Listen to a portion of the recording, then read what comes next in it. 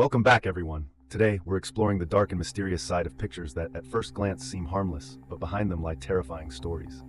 What seems like a simple image can often hold a chilling secret. Join me as we uncover the eerie tales behind three seemingly innocent pictures that will send shivers down your spine. Let's dive in. First story. Andrew Macaulay was an explorer at heart.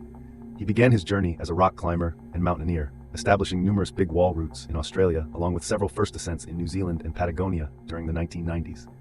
He was less interested in the famous peaks, favoring the more obscure, challenging mountains. However, in 1998, he suffered a severe injury when he fell nearly 30 meters while climbing, resulting in a shattered knee that made it nearly impossible for him to climb at his previous level. Initially, this setback felt immense, as his passion for mountain climbing was deep. Yet, it ultimately led him to a new life path: sea kayaking, a pursuit that required less use of his legs. This allowed him to continue testing his mental and physical endurance without being limited by his knee injury. Similar to his climbing career, he swiftly tackled the toughest open ocean kayaking routes across Australia and New Zealand, eventually completing them all, except for the Tasman Sea. He estimated that crossing the 1,000-mile Tasman Sea would take about a month or slightly more. His greatest challenge wasn't his physical or mental stamina, but rather the unpredictable weather conditions.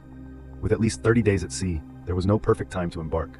It was a matter of facing storms as they came and ensuring his kayak could withstand them. Other kayakers had used specially designed kayaks with elaborate canopies and self-righting mechanisms, but Andrew opted for a simple kayak. He desired a more authentic experience and needed a way to protect himself during storms. He fashioned a fiberglass dome resembling a trash can that could cover his cockpit, which he named Casper. This dome was designed to be removable and watertight, allowing him to seal himself in during bad weather, ensuring he wouldn't drown if he capsized. After months of preparation, on January 11, 2007, Andrew bid farewell to his wife and young son, climbed into his kayak with Casper, and set off on his solo journey across the Tasman Sea. The initial two-thirds of the trip went smoothly. He regularly checked in via radio, had sufficient food and water, and his kayak was performing well. Casper proved effective at night, enabling him to catch some sleep. However, as he approached the final third of his journey, severe storms began to hit all at once. During one particularly fierce storm, Andrew spent 28 consecutive hours trapped beneath Casper as 30-foot waves wreaked havoc outside, repeatedly flipping his kayak in a terrifying ordeal. Inside his kayak, he had a distress beacon that would send a GPS signal for rescue if activated. Yet, even while being tossed around in the ocean, he refrained from pressing the button. He preferred to handle things on his own, just as he had with his kayak design. Instead, he sent sarcastic text messages to those on shore, making light of his dire situation. During the storm, he texted, "No picnic today." 12 days after that harrowing experience, he was just 80 miles from his destination, and texted his wife to say he would see her at 9 a.m. on Sunday, which was a Thursday. Vicky, excited by the message, gathered friends and family to await his arrival at the finish line, even camping out there early. However, just 24 hours after sending that message, Andrew sent a distress signal to the New Zealand Coast Guard. In the recorded call, he sounded desperate and exhausted, perhaps even hypothermic, pleading for rescue as his kayak was sinking. Initially, the Coast Guard and others thought it might be a hoax, given Andrew's competence and the optimistic text he had sent to his wife just a day prior. Nonetheless, they launched a search that night, but found nothing. The next day, their search expanded, and they discovered his kayak, but Andrew was missing. The only thing absent was the canopy. The rest of the kayak was intact. His distress beacon hadn't been activated, and both his GPS and camera remained on board. No one knows what happened to him in his final hours. The leading theory suggests he capsized, became separated from his kayak, and couldn't return to it due to exhaustion. The last photo captured on Andrew's camera shows him looking far from happy in his circumstances. In earlier video clips, he expressed feeling overwhelmed and longing to be home with his wife and son. Despite extensive search efforts, Andrew was never found. This are the real photos of Andrew on his last adventure.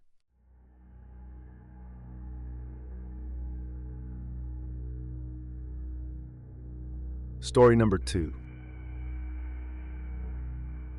Hasachi Ayochi led a seemingly normal life, married with a young son, a former high school rugby player, and a technician at the JCO Tokimura power plant.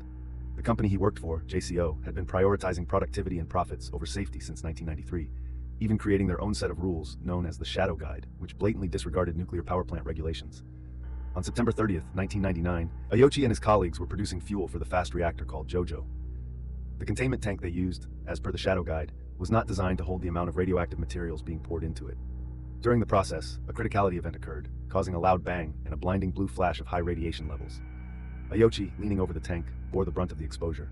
Despite lacking physical wounds, he had been exposed to 17 sieverts of radiation, the highest documented amount in history. Airlifted to a hospital, Ayochi initially showed no external signs of harm and even joked with the medical staff. However, the reality was grim. He passed away as soon as he was exposed to the criticality event and received the unprecedented dose of radiation. He was in what is referred to as the walking ghost phase. Due to extremely high levels of radiation exposure, all of his chromosomes had been destroyed, meaning his body lacked the necessary blueprint for cell reproduction. As a result, he appeared to be alive and well because his body had produced many cells before the accident. However, as these cells naturally died off, they could not be replaced. Thus, during this walking ghost phase, his body was essentially transitioning into a corpse, while he remained conscious and aware of the transformation. Tragically, after doctors identified his condition and explained it to him, Yuki did not fully grasp the severity of the consequences related to such intense radiation exposure. He believed he was in the clear. Having survived for a few days, he thought any potential issues would be minor, maybe developing leukemia later in life, which he associated with radiation exposure.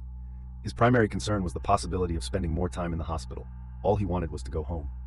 3 weeks post-accident, his intestines began to hemorrhage, and his skin started to slough off completely. The medical team tried multiple skin grafts to retain his bodily fluids, but none were successful. They resorted to wrapping him in gauze, almost like a mummy.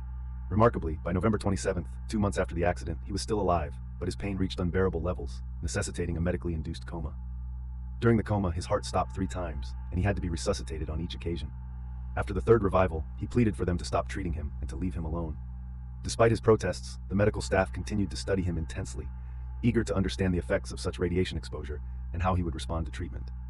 They likely rationalized their actions by thinking it could help save lives in the future, but this resulted in Oki enduring excruciating pain. In his final moments, when he could still communicate, he repeatedly told the doctors and nurses that he was not a guinea pig. Eventually, a do not resuscitate order was implemented. Shortly thereafter, after 83 days of unimaginable suffering, Yuki passed away. The well-known photograph linked to this story is quite graphic, and I chose not to share it here. However, if one searches online, it can be found relatively easily. Instead, I will describe a less graphic but still disturbing image of Yuki shortly after arriving at the hospital, captured during his walking ghost phase, illustrating a state where he had technically ceased to live, even though he did not yet comprehend it. Third story. In 2005, Addie Hall and Zach Bowen crossed paths while working as bartenders in New Orleans. Addie often teased Zach playfully, adopting a mean girl persona as a form of flirtation. However, her antics stemmed from a deeper need to gauge Zach's tolerance, as she knew she could be quite volatile, exhibiting explosive outbursts before quickly cooling down. As it turned out, Zach shared a similar temperament, possessing his own tendencies toward anger. Initially, many of their friends doubted the longevity of Zach and Addie's relationship due to their frequent quarrels. However, fate intervened when they met just weeks before Hurricane Katrina struck New Orleans, leaving devastation in its wake. In a bold move, the couple decided to weather the storm together, ultimately deepening their bond. Following the hurricane, they took to the streets to aid their community, cooking meals and serving drinks to those affected, which garnered them media attention, including a feature in the New York Times. For a while, Zach and Addie relished the attention, feeling like royalty in the French Quarter. Yet, as reality set in and recovery efforts began, they struggled to adapt to the return of normalcy. With bills piling up, their relationship seemed to unravel, leading to incessant heated arguments. In October 2006, to revitalize their strained connection, they moved into a new apartment above a well-known voodoo temple, hoping to leave behind the memories of their troubled past. However, shortly after moving in, Addie discovered that Zach had been unfaithful. Determined to distance herself, she approached their landlord to have Zach removed from the lease. Unbeknownst to her, Zach learned of this before their confrontation, sparking a fierce argument between them. Days later, Zach arrived at work, acting strangely. His demeanor was off, marked by sunglasses and a low-brimmed hat. Meanwhile, Addie ceased showing up for work, prompting colleagues to inquire about her whereabouts. Zach claimed that they had fought and that Addie had returned to her hometown in North Carolina, an explanation that raised suspicion among some who knew her unpredictable nature. On October 17, 2006, the New Orleans police received a call from a local hotel, reporting what appeared to be a body on a parking garage roof. Upon arrival, authorities confirmed the deceased was a man who had died from impact. As they searched his belongings, they found a note addressed to the police, in which he revealed he had taken his own life due to having taken the life of his girlfriend, Addie Hall. He directed them to their apartment on Rampart Street. At the apartment, officers were met with an unsettling scene. The air conditioning was cranked low, creating an unnerving chill. They observed disturbing messages spray-painted on the walls, leading them to the kitchen. Upon opening the oven, they discovered Addie's remains. Further investigation revealed Addie's journal, which contained an 8-page confession from Zach, detailing how he had strangled her and attempted to dispose of her body via cooking. Crime scene photos depict the eerie messages left by Zach, including arrows pointing toward the oven. The very stove in which Addie's remains were found is still part of the apartment, which continues to be rented out today. In third and last story for today, all photos that follow this narration are real. And that wraps up today's video. Thanks for watching. Be sure to explore more content on our channel. Don't forget to like, subscribe, and hit the notification bell so you never miss an update. See you next time.